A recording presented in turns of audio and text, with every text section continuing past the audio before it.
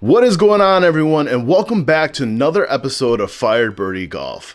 This is it, the battle of the wholesale giants. We got Sam's Club versus Costco, and we're talking about the golf ball edition, that is, of course.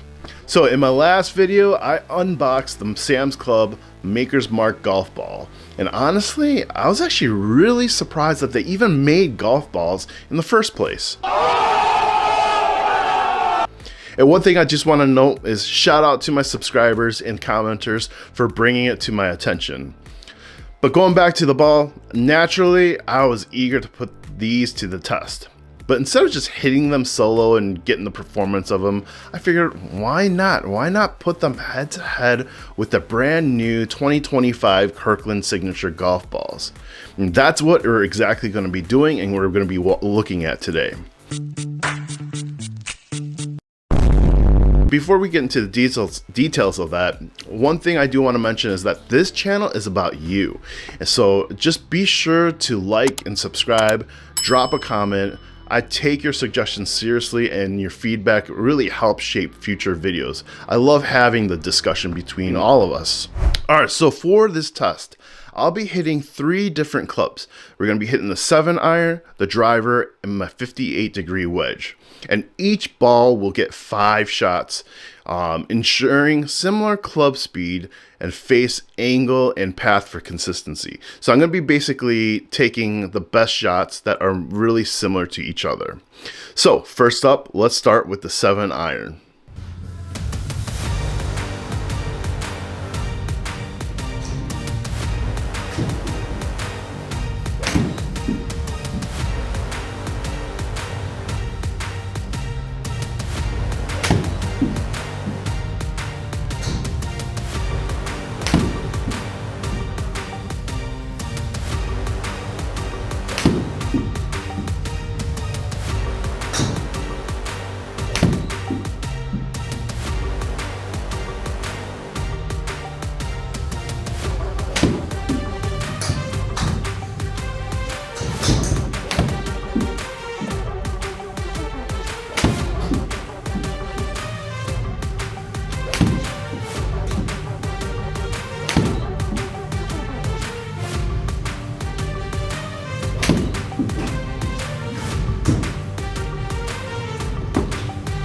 Results for the 7-iron.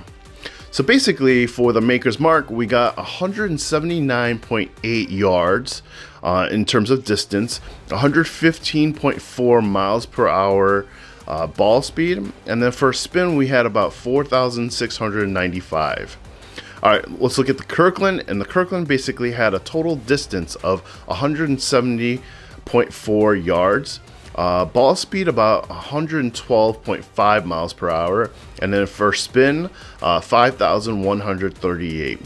So interesting start so far, but now let's look at the driver.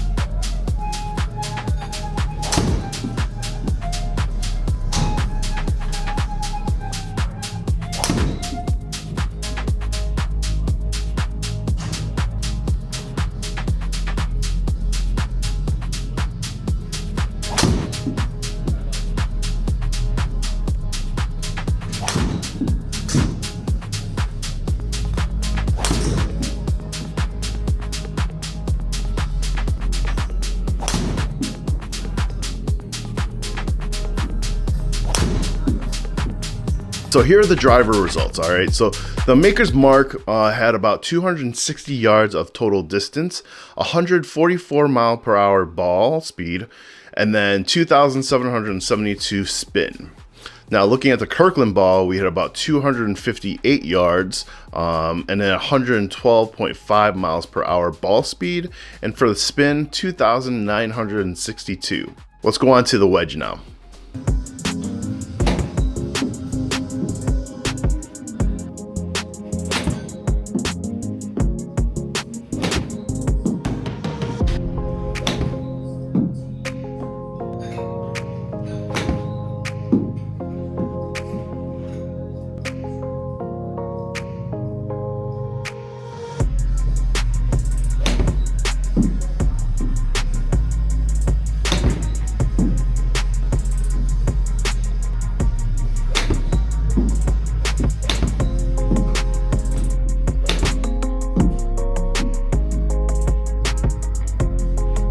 Alright, so here are the results for the 58-degree wedge.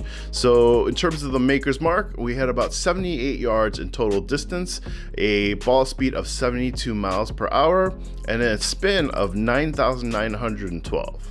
Looking at the Kirkland, we have 77 yards of total distance, and then for ball speed, we had 72.1 miles per hour, and for a spin, we had 10,251.